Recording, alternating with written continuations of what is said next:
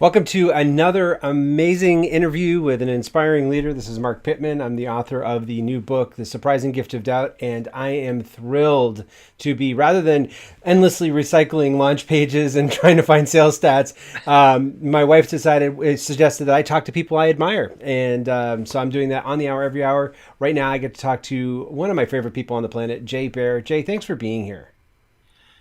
What an intro. Thank you very much. And I thought it was going to like a roll an episode of Masterpiece Theater with the music. Feel that way, doesn't it?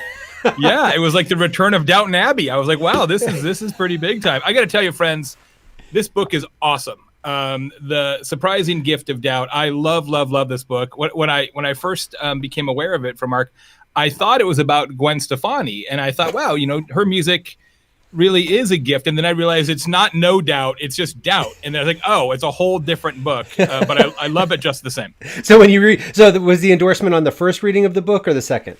It was.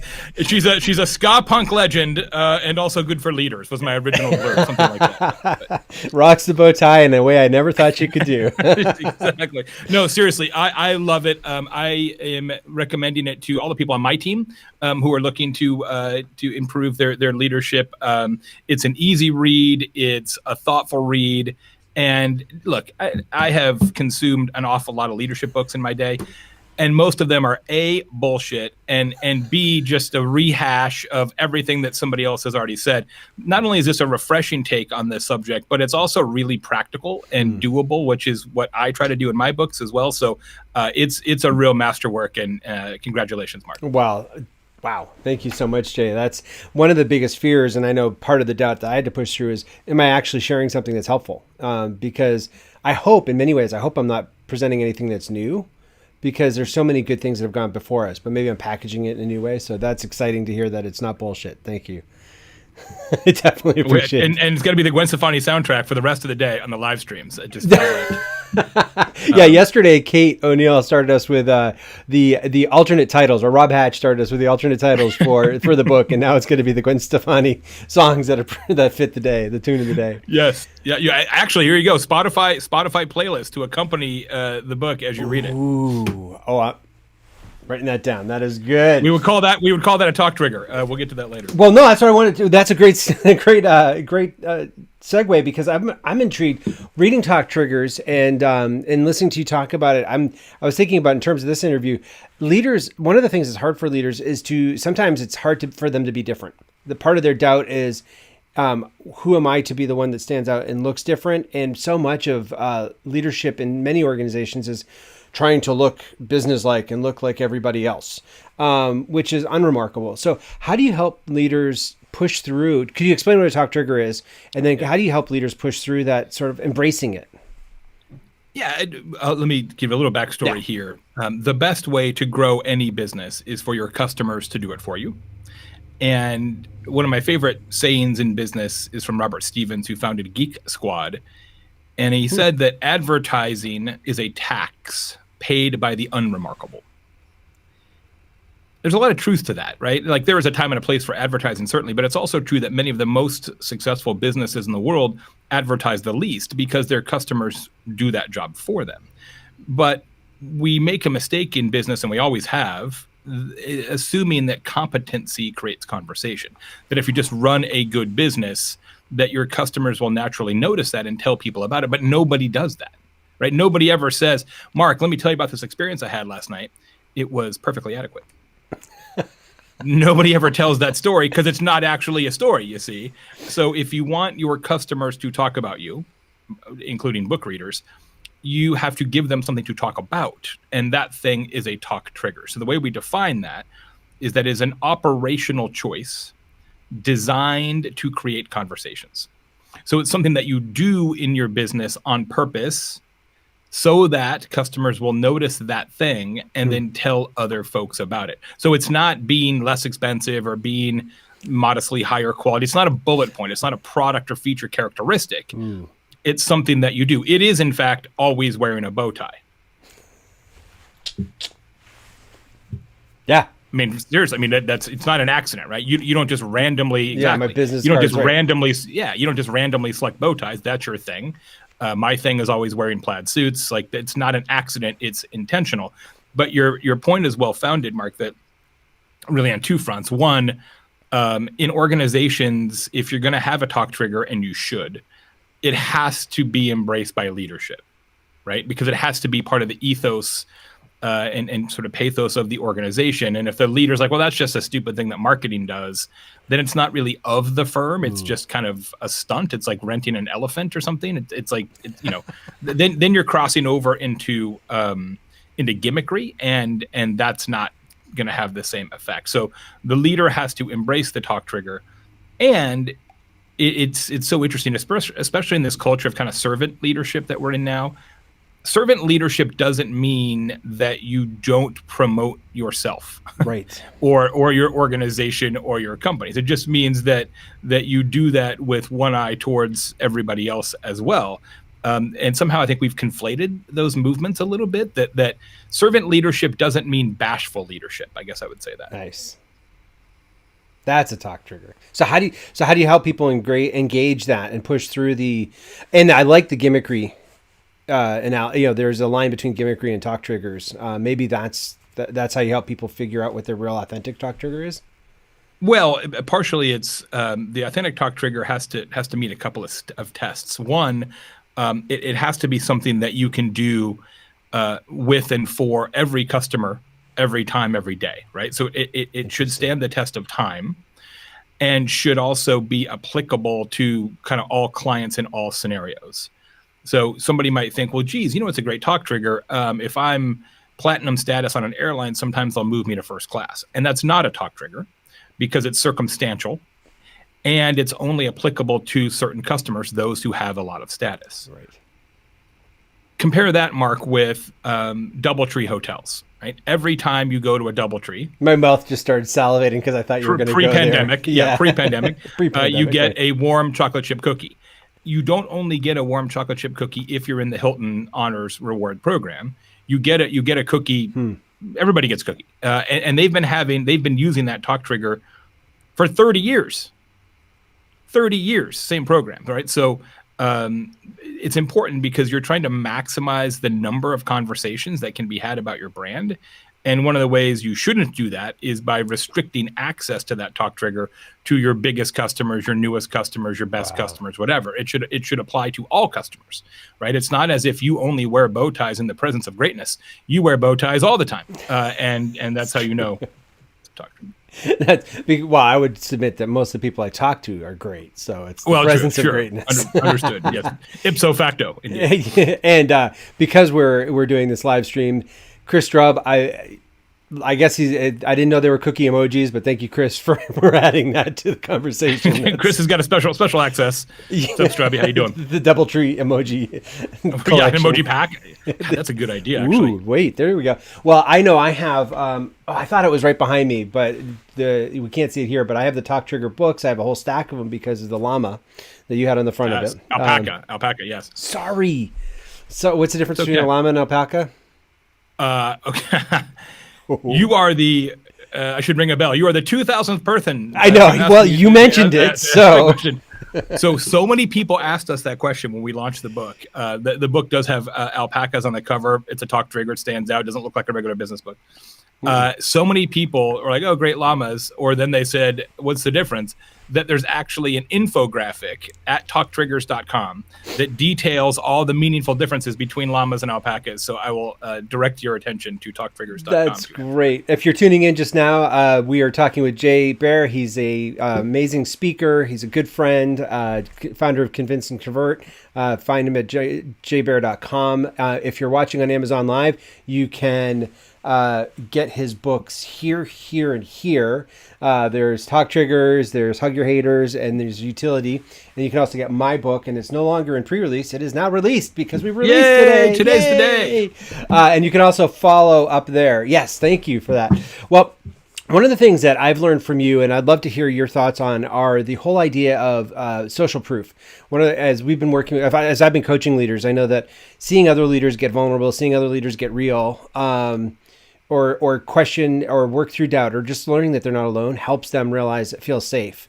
But it's also with customers and all too. It's seeing other people like them doing things like this that helps them. So what is the power of word of mouth? Like how does a business or a leader work that in their organization or with their customers? It's interesting. We all know as consumers how important word of mouth is.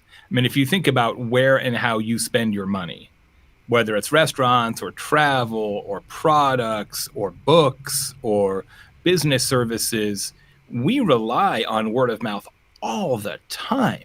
I mean, all the time. And the data show even more so now because of the pandemic, because nobody takes anything at face value anymore. There may be a restaurant that I went to pre-pandemic, but I'm not going back unless somebody who I trust in this town has already been there and said, yeah, they have it together. So we all know as consumers how critical word of mouth is, but it's weird. It's like then when we put on our company hat, we somehow forget how important word of mouth is. And we rely on different forms of customer acquisition.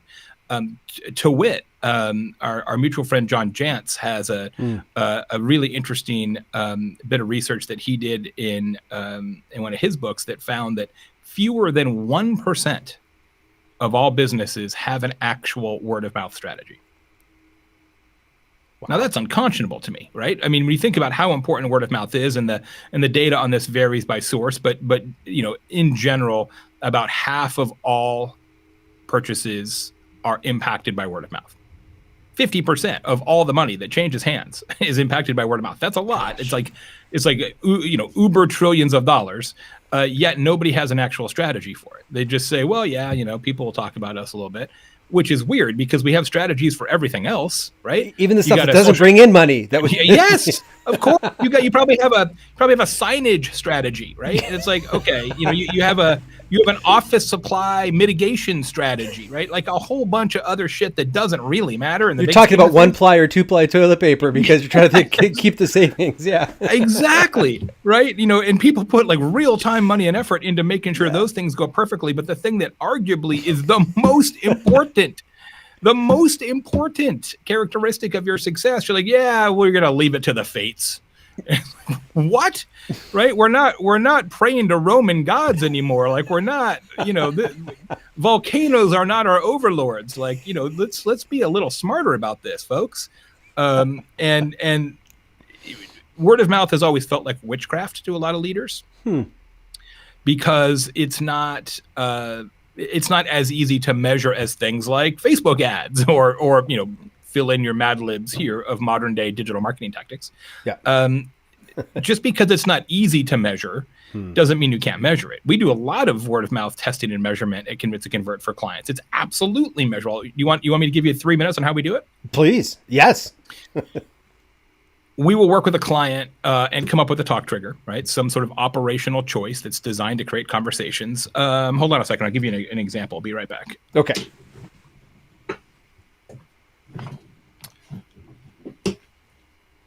This is a client of ours called Save a Tree, which is a national organization of arborists. So they actually go out and take care of trees, and they're all over the country. So we worked with them on a talk trigger development program, and we do a lot of research and customer interviews and things like that. And we came up with this. It's called Trivia. It is a trivia game about plants and shrubs in your region. And when you sign an annual contract with Save a Tree, you actually get, so it's like Trivial Pursuit for trees. You actually get this given to you by your arborist. So then what we do is we survey customers, I think it's 30 days after they get this, somewhere in that ballpark. And we ask them 3 questions. Well, it's 4 because they ask a regular net promoter score question. So scale of 9, how likely are you to recommend us to a friend? So we asked that. Second question. Since you signed your annual agreement, have you told anybody about your work with Save a Tree? Yes or no? If yes, what did you tell them? Open-ended. So what we're looking for is an unaided mention of, well, they gave me this cool card game. Then the third question is, or I guess the fourth is, did you mention any of these things? And we'll have a pick list of 6 or 7 attributes, one of which is the card game. So it's an aided mention. So yes, no, did you talk about it? If you did, unaided mention and aided mention. And what we're looking for is a talkability rate, sort of a threshold of 20 to 25%, right? If 1 out of 5, 1 out of 4 of your customers is talking about this proactively to their friends, it will be will become self-sustained. The DoubleTree cookie, for example, the talkability rate's 34%. So just over 1 in 3 people who get a cookie actually will tell somebody else about the cookie. And that is it's almost like virality, right? It's almost like COVID. It's I know. Have you had to change your verbiage? Because I took all the going viral and infecting people with the joy. I've tried to remove all that from my website. It's a vaccination of leadership. But the cookie thing works so well that DoubleTree doesn't really spend any money on ads. Think about when's the last time you actually saw an ad for a DoubleTree? Yeah. Like not very often, right? Because the cookie kind of does that for them. When you get to that 30% rate, like it people are telling each other. So that's how we do it. Wow, that's great. So one of the things that I know that you've talked about is the power of online reviews, and it happens to be the book launch day. So could you just maybe for a random person who's just got something that's launched, maybe talk about why the online reviews are so important? Well, 2 things. One, a review is just word of mouth with shelf life. Ooh. That's all it is, right? It's word of mouth without an expiration date. It is incredibly important, and more so now than ever, quite literally so. 70%, 7 out of 10 consumers say, and this research was conducted in December, so late pandemic, hopefully, 70% of consumers say that reviews are more important to them than ever before. Because nobody knows anything about anything anymore, right? Like the whole world's been in a snow globe. Like, I don't know what to buy now. But right now, if you're not checking reviews before buying stuff, you either have too much trust or too much money. Period. Right? Yeah. That's it, right? Like you're just like YOLO, I don't care. So everybody is checking reviews. And I don't think that genie's going back in the bottle. Also, fun fact, perhaps not as applicable for your book readers, but we did a bunch of research on this for our book, and the younger you are, the more you rely on word of mouth. So it's often believed that older people, boomers, et cetera, are more tuned into word of mouth, and all cohorts rely on word of mouth, for sure. But what's fascinating to me, at least, the younger you are, the more you rely on your friends to help dictate your buying decision. So it's literally a correlation. Gen Z relies on word of mouth more than millennials. Millennials rely more than X. X relies more than boomers. Boomers rely more than greatest generation. It's literally a standard deviation correlation. So especially anybody who's trying to reach younger people, word of mouth is it. And all you've got to do is look at the TikTok phenomenon, right? I mean, TikTok is word of mouth in 10 seconds, right? It's like, oh, this is how you make pasta with goat cheese. Okay. Right. And it, takes I've started doing my trash bag differently in my kitchen trash bag because of a TikTok I saw. Yeah. It was really bizarre. It's amazing. Right. And then obviously as an author, it is, especially in the day of Amazon being our volcano overlord. Like if you don't have reviews, you don't really have a book, because quite literally, Amazon looks at those reviews and how fast do they come in, as long as they come in a steady pace, not 100 of them in 10 minutes. And they use that to determine where to feature the book, like where on the website to feature it, what emails to include it in when it goes out to Amazon customers. It is literally a quid pro quo situation. So the more and better reviews the book has, the more Amazon promotes it, the more Amazon promotes it, the more books you sell, the more books you sell, the more reviews you get, and it becomes a flywheel. And ultimately, the more people help get freed from their doubt or whatever else the book is about. Oh, sure. Yeah. If you care about actually impacting people, yeah, I guess that's true too. But I was just trying to sell books. But yeah. If you're trying to seed doubt as you are, yes, that's. I know you better than that, but that's very funny.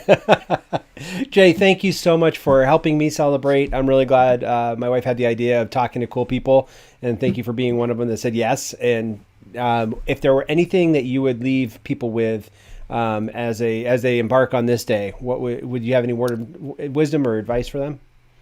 I'll tell you what I like most about this book. When I told my wife about it, I said, Marc really nailed the fact that imperfection is a gift, and it's really hard as a leader to keep that top of mind, right? You're always trying to sand off your rough edges and pretend that you know everything and not show weakness. And this book explains in a really meaningful way that it's not just okay to not be everything, but it's actually better. So I really appreciate the work.